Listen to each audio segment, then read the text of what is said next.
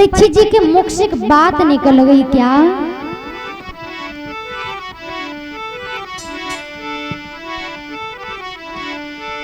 कि जिस जगह जुए की बाजी हो झूठी गफोलियां चलती हो।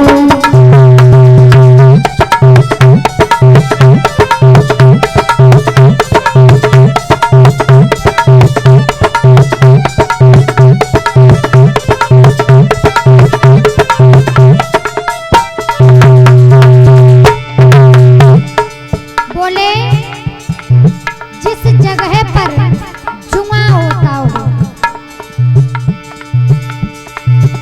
जिस जगह जुए की बाजी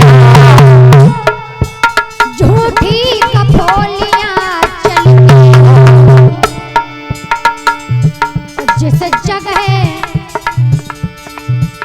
जिस जगह जुए की बाजी हो झूठी गफोलियां चलती हो।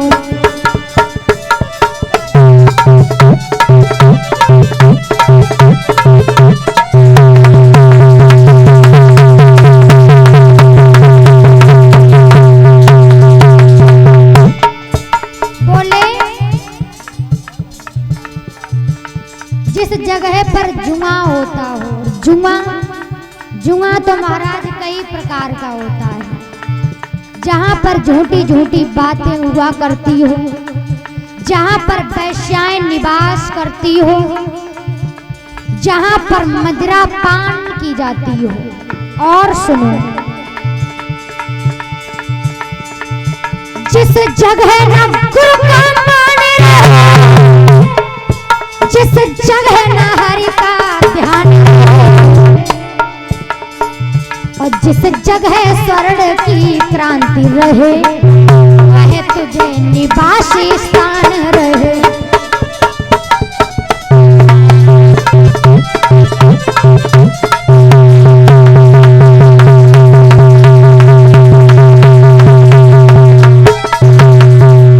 बोले जहाँ पर गुरु का मान ना हो, गुरु का सम्मान ना हो, हरि की चर्चा ना हो, जा कलयुग मैं तुझे सोने में बास देता हूँ, तेरा बास सोने में है।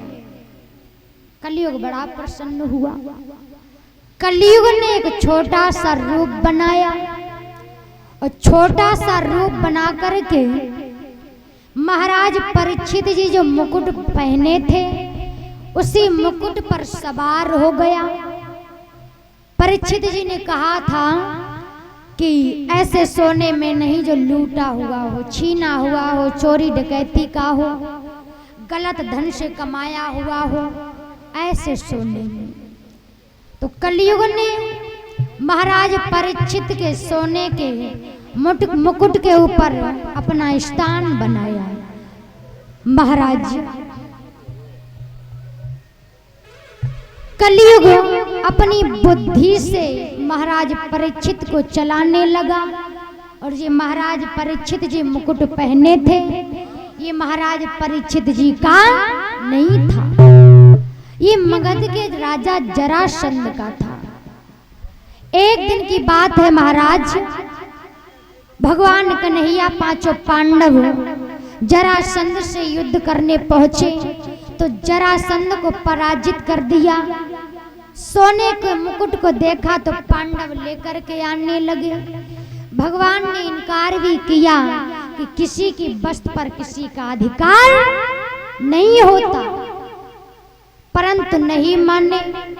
हस्तिनापुर में आकर के संदूक में बंद कर दिया, संदूक को कमरा में रख दिया, कमरे को ताला डाल दिया, कहा कि इस बंद कमरे को कोई ना खोले। परंतु उस बंद कमरे को महाराज परीक्षित जी ने खोला, मुकुट को पाया, सर पर धारण कर लिया। ये वही मुकुट है महाराज परीक्षित जी को कलयुग अपने हिसाब से चलाने लगा। कलयुग अपनी बुद्धि के अनुसार चलाने लगा है। महाराज परीक्षित शिकार खेल रहे हैं, आगे बढ़े तो देखा कि ठंडी ठंडी बड़ी लू चल रही है, गरम गरम लू है। बड़ा महाराज परीक्षित जी गर्मी के कारण प्यास लगने लगी, मुंह सूखने लगा, आगे बढ़े तो एक आश्रम मिला है जहां पर महात्मा समीक ऋषि जी भगवान का भजन कर रहे हैं, सच्चे मन से भगवान का भजन कर रहे हैं। महाराज परीक्षित जी वहीं पर जाकर के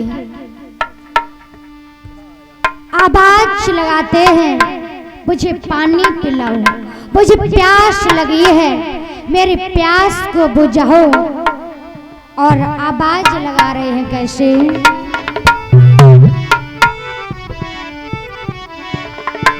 कि महात्मा अखियां खोलो, मोकू पिलाए दो ठंडो नीरा।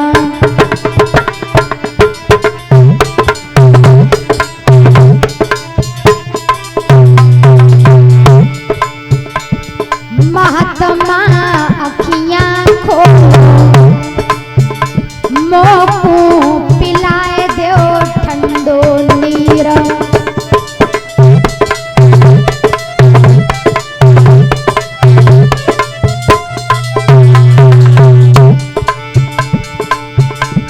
प्यास लग रही मोकू भारी,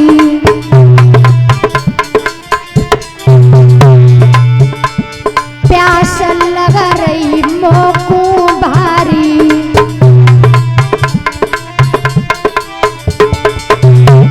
पिलाए दो मोए जल त्रपधारी।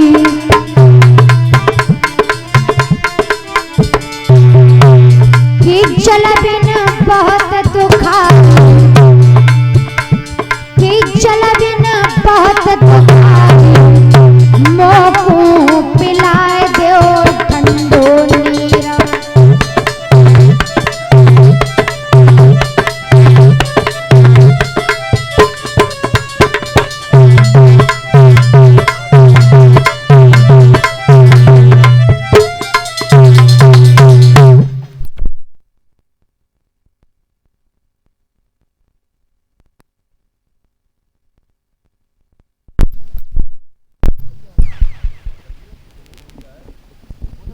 इधर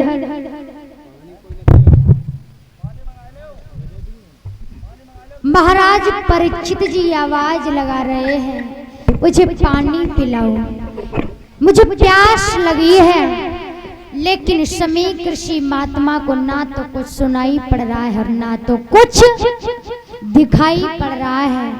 कहा भी गया है सच्चे मन से यदि भक्ति करो तो ना तो कुछ सुनाई पड़ता है और ना तो कुछ दिखाई पड़ता है। समीक ऋषि महात्मा ने आवाज नहीं दी तो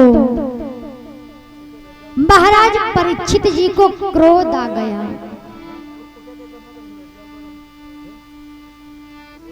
मैं काना नहीं हूं, क्रूप नहीं हूं, पृथ्वी पर निसंतान नहीं हूं, फिर भी मेरा अपमान, अपना अपमान समझकर महाराज परीक्षित को क्रोध आ गया। बाण की नोक से एक मरा हुआ सर्प निकाला, महात्मा समीक ऋषि के गले में डाल दिया। वापस हस्तिनापुर आ जाते हैं। हस्तिनापुर में आकर के मुकुट को उतार कर रखा तो महाराज परीक्षित की आत्मा से आवाज आ रही है, हाय पाप, हाय पाप, पाप पाप की आवाज आ रही है। और कहा भी गया है यदि हम आप लोग कोई गलत कार्य करें ना, कोई हमसे पाप हो जाए तो एक बार ये आत्मा जरूर आवाज देती है कि आज मुझसे पाप हुआ है। महाराज परीक्षित जी की आत्मा आवाज दे रही है, पाप पाप, आज पाप हो गया। इधर महाराज शमीक ऋषि के पुत्र श्रृंगी ऋषि को ये बालकों के द्वारा मालूम पड़ा कि वो राजा हस्तिनापुर का परीक्षित, जिसने मेरे पिता का अपमान किया, मरा हुआ तक्षक मेरे पिता की गले में डाला। तो महाराज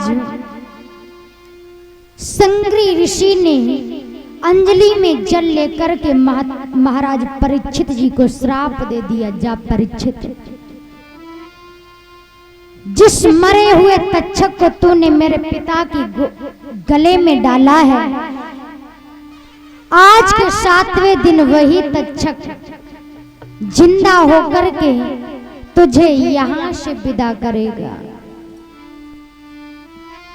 शमीक ऋषि महात्मा को ये मालूम पड़ा तो शमीक ऋषि से कहा, पुत्र तुमने ये बहुत गलत किया, उसमें ना तो हमारा कोई दोष ना तो परीक्षित का कोई दोष, कलयुग के द्वारा कलयुग के प्रभाव से परीक्षित पर भूल हो गई। परीक्षित जैसा राजा ना तो है ना तो होने की संभावना, भूल हो गई, तुमने श्राप दे दिया। शमीक ऋषि महात्मा जी कहने लगे, पुत्र ये तुमने अच्छा नहीं किया। श्रृंगी ऋषि कहने लगे, पिताजी एक पुत्र के होते हुए कोई पिता का अपमान करे, ये पुत्र सहन कर सकता है? नहीं ना, इसलिए मैंने परीक्षित को श्राप दे दिया। और श्राप तो कभी झूठा नहीं होता, उसमें भी कुछ परीक्षित मुक्ति का जतन ढूंढ सके तो परीक्षित अपनी मुक्ति का जतन ढूंढ ले। महाराज परीक्षित को यह सूचना मिली कि आज के 7वें दिन जाना पड़ेगा, तो परीक्षित जी बहुत रोए। रोए क्यों महाराज? परीक्षित जी रोए इसलिए क्योंकि मैंने सारी जिंदगी तो अपने लिए नहीं दूसरों के लिए कमाया, और आज मैंने अपने लिए कुछ नहीं किया। ये 7 दिन मिले हैं, 7 दिन मैं अपने जीवन में अपने प्रभु के चरणों में लगाऊं। श्रोताओं, महाराज परीक्षित को ही नहीं 7 दिन मिले, हम आप लोगों के जीवन में ही 7 दिन है। 7वें दिन आना होता है और 7वें दिन जाना होता है। ना तो किसी दिन किसी को 8वां दिन देखने को मिला है और ना तो देखने को मिलेगा।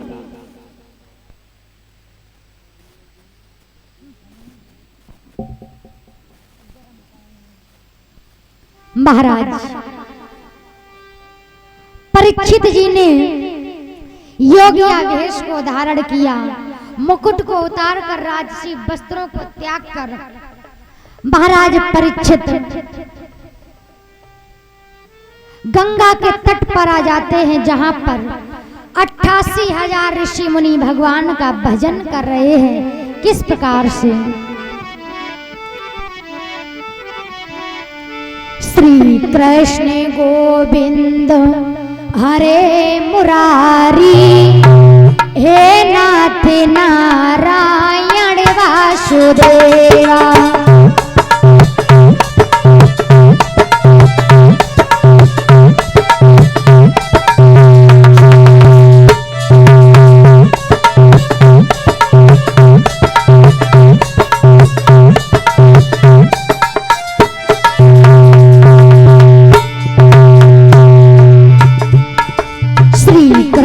गोविंद हरे मुरारी, हे नाथ नारायण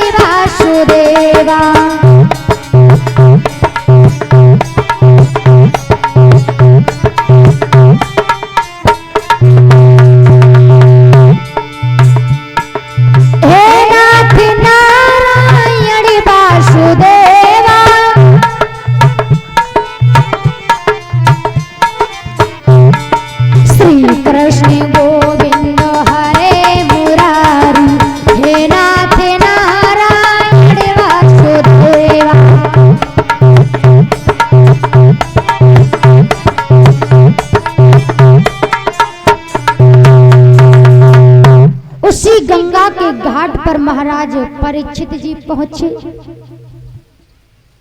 परीक्षित जी भी भगवान का भजन करने लगे। महाराज परीक्षित जी 88,000 ऋषि मुनि भजन कर रहे हैं। उसी जगह पर महाराज सुखदेव भगवान का आगमन हो गया, जो व्यास जी के पुत्र हैं। सुखदेव भगवान जो माता अरड़ी के गर्भ से जन्म लिया है। महाराज सुखदेव जी को देख करके 88,000 ऋषि मुनियों ने प्रणाम किया। परीक्षित जी ने भी प्रणाम किया, परंतु शंका हो गई। शंका ये हो गई, इतने बड़े बड़े ऋषि मुनि जटाधारी तपस्वी एक छोटे से बालक को प्रणाम कर रहे हैं, जिसे अपने तन का ख्याल नहीं, केसों को छिटकाए हुए, नारा को लिपटाए हुए, नग्न अवस्था में आकर गया। महाराज परीक्षित जी ने जब ये देखा तो वशिष्ठ जी ने समझाया, परीक्षित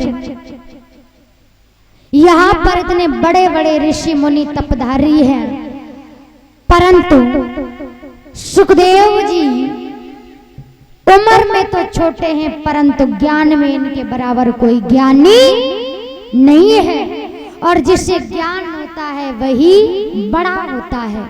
बोलिए सच्चे दरबार की। तो महाराज परीक्षित जी पुनः सुखदेव भगवान को लेट कर प्रणाम करते हैं। लेट कर प्रणाम करते हैं, प्रभु मुझे माफ करो, भूल हो गई, एक और दोष हो गया, मुझे माफ करो, मेरी मुक्ति का जतन बताओ। सुखदेव भगवान को सारी बात बताई, प्रभु मुझे आज के 7वें रोज जाना पड़ेगा, मुझसे पाप हुआ है, मेरी मुक्ति का जतन बताओ, मेरा उद्धार कैसे होगा। सुखदेव भगवान ने बताया, परीक्षित जाओ, भगवान की कथा को तन मन धन से अपनी इंद्रियों को एकाग्र करके श्रवण करना, तुम्हारा उद्धार होगा, तुम्हारी मुक्ति का जतन यही है। कथा सुनते समय कभी ये विचार ना करना कि मेरे पास में ये बैरी बैठा है, ये मेरा दुश्मन है। कथा सुनते समय कभी मन में ये भाव मत लाना कि मेरे पास में ये गलत व्यक्ति बैठा है, ये गंदा व्यक्ति बैठा है, कभी भी ऐसे विचार मत लाना। सुखदेव भगवान राजा परीक्षित को समझाते हैं, राजा परीक्षित को कथा रसपान करवाते हैं। बोलिए सुखदेव भगवान की, बोलिए परीक्षित महाराज की, बोलिए भागवत पुराण की। भगवान की पावन कथा सुखदेव भगवान राजा परीक्षित को रसपान करवाने लगे। एक सभी भक्त ताली बजा करके संकीर्तन बोलेंगे, बड़ी अमृतमय पावन कथा का रसपान करें।